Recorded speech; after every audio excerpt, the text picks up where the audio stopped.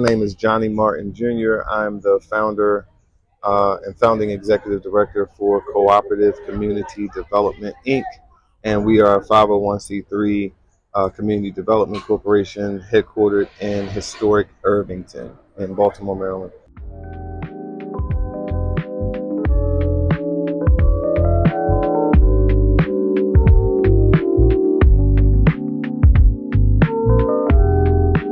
Biggest misconception is I think people think nonprofit and grants and like go get them grants, and it's not that simple, man. It's like one thing like that I want to drive home is like if you want to start a nonprofit and if you want to do this type of community development work, please find a active nonprofit and organization similar to what you want to do and go and volunteer and literally give them your time and invest in that your time the way that you would if it were your own. And then that will really show you, to be quite honest, all of the ins and outs and, you know, things that you have to expect, because it's not as simple as, you know, filling out a paper with the state, filling out a paper with the federal government, the IRS, and now I'm a nonprofit. You're like so much more than that. You have to have a board. Your documentation has to stay in compliance. Your finances have to stay in compliance. Like, it's so much stuff. And I think a lot of times what makes organizations like us fail is a lack of capacity, because people, instead of reaching out and finding active, successful organizations such as what you want to do, we just go and say, oh, I'm going to create my own. And then you have a bunch of great ideas with limited capacity that literally don't get off the ground sometimes, or that sputter off the ground because of just continuous lack of capacity, when we could just rally around it and see it grow. And then there's an opportunity, if it's that great of a need for the community, plenty of opportunity for you to now spin off into another organization or a similar organization that is doing the same thing. And now you can leverage together the data, the impact, the sheer numbers, the geographics of it. Like, it's a win-win for everybody. At first, it was just somewhere that a young lady could come operate her snowball stand. And so she stopped doing that. We then picked up the operating of the snowball stand by creating our own and then letting our youth interns run it when they come to us in the summer. So they come in the summer, we set them up with a full setup for their snowball stand, flavors, ice cup, yada, yada, yada. And they're responsible to manage their margins and such so that they can buy more product.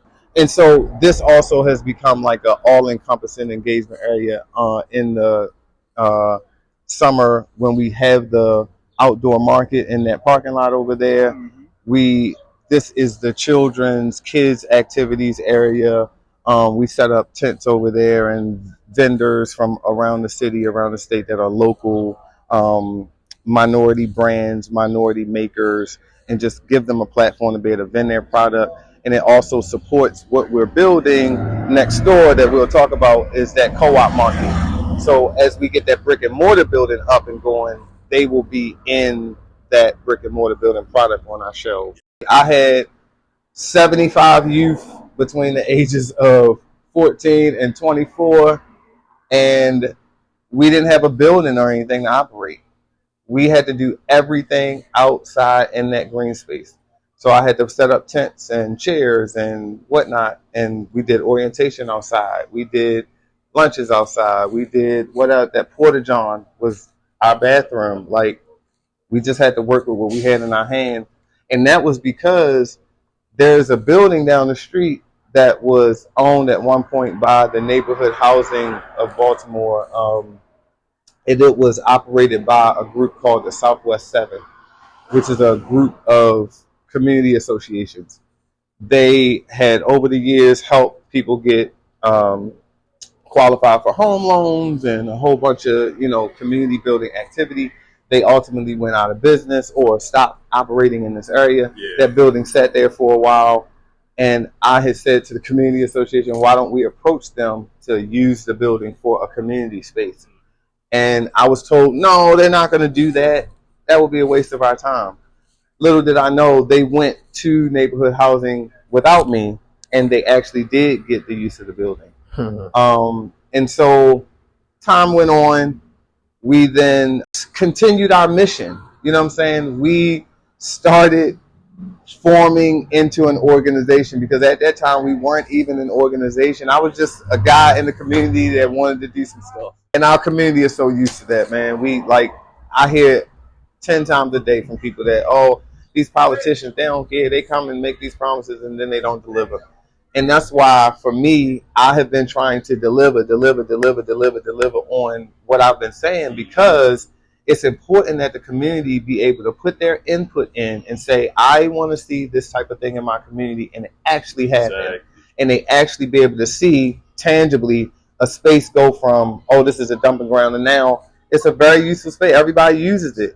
Everybody ain't agreeing with what certain people do in the space, but my position is, hey, y'all, this is an everybody space.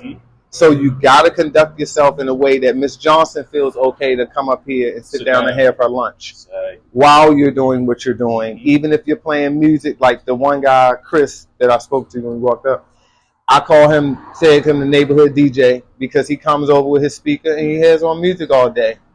And so, but what I had to tell him is, look, know you're the neighborhood DJ, but if you're going to be the neighborhood DJ, you got to be the neighborhood DJ. Everybody got their safe space that they can do what they want to do. And what he did in response to that is, all right, now, instead of all trap all day, I can drive through and I can hear the Isley Brothers.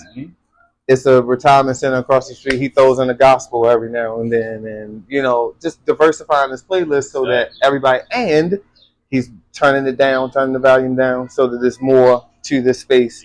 9 o'clock, the music goes off so that people aren't complaining. They got to work in the morning, this, and third. So it's a matter of education. Like, not that people can't do what they want to do, but we just got to educate so that people can do those things in a way that is not intrusive. The program needs T-shirts, so we let the kids design them and they make them. That's making the kids want to be more involved. People love being expressive of what they're wearing. The kids love that. And that's a big thing. I would have loved to do. Like, you want a black shirt, or I want a pink shirt. I want to design my shirt a little bit to look like this, because you want to be. And the other side of it is, if you, once our shirts and stuff are designed for the internship for the summer, then go forward, make other shirts so that, just like I said, when we get the co-op market and stuff up, why can't we have a little section in there, like in Walmart, that they have those little funny tees with the funny things, or designer, whatever, where we're featuring, you know, our used products and selling them and helping their entrepreneurship path. Exactly. And even with the signs, like, we'll see that when we go over to the Oasis and stuff, the space signs, like, we try to create all of that stuff in-house, teaching them how to use, you know, CNC routing and all the woodworking tools and whatnot. And so otherwise, when this is not that type of space, these curtains are here because this becomes an art gallery. So the folks that help us with art projects in the community, like our logos is painted on the front of the building, the mural that's painted over here, they're actual artists that need to make money, they need to eat. We can't pay them because we ain't getting no operational funding from nowhere. Let me just say that. That's another challenge. It's funding. How are you going to pay for this stuff? How are you going to pay to move this dream and this vision along? So we have to be creative about that. And that is supporting the trades people and whatnot that help us move the ball. So this, when they're ready and they've created enough product, becomes an art gallery. Their stuff get hung up here. It gets a QR code. Folks can click on it to find out about the artist, about the piece, how much it costs, bid on it, and buy it. And so at the end of that, the artist can then make a donation to us to keep the lights on and keep these fans going and whatever. And then we keep going and do some more art in the community. And thank God for Seed Commons, because Seed Commons is the national organization that funds bread as a local body. But they saw value, in the work that we were doing. They saw value in community-focused development and community ownership, and they funded our loan for $800,000 to purchase this footprint. Although a loan, but a non-extractive loan. Like, they have been super gracious on knowing what we're doing, knowing that this is a long haul project, knowing that, you know, at the same time that we are building, we are doing a lot of educating. So that makes the building take longer.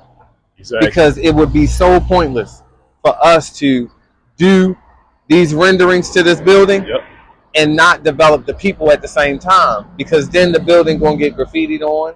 And so now we're at a critical point because they've helped us. They've put their neck out on the line to, you know, put a big investment behind us. We as the community have a responsibility to make sure that thing gets off the ground. Exactly. Because just dollars and cents of it, they got to get their money back somehow. Yep. And it's like, what do we want? That's my question is to the community. What do we want? And the kids did like added that bench with their handprints, you know, summer little project, the sign and everything. They painted that, and it needs to be like, it's in the season of needing to be refreshed right now. Yeah. I think this also brings up another important point for people that's trying to, you know, do this type of work and stuff.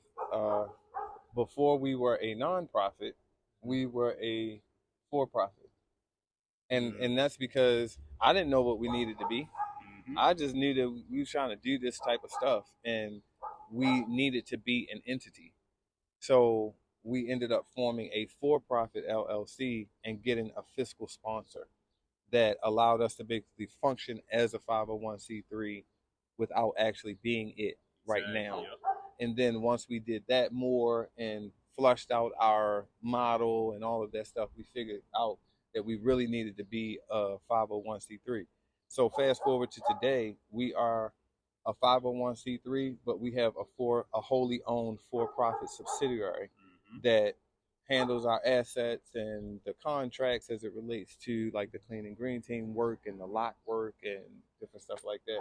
And so we're on path to create what we think will be a LLP, which is going to make sure that the assets and projects remain community owned and community controlled. Yeah. That will ultimately be rolled into a perpetual trust so that it just keeps going forever, you know, giving to itself, funding to itself, exactly, stuff like that. I'm thinking about it, I wanted to be back then doing this type of thing every single day. I didn't appreciate it back then, bro. Like, after the fact, you appreciate everything, man. Yeah, like, yeah. You gotta see some stuff. Like, you gotta go out into the world, see some stuff, and it put things into perspective for you. I love nature, bro. Like, proud.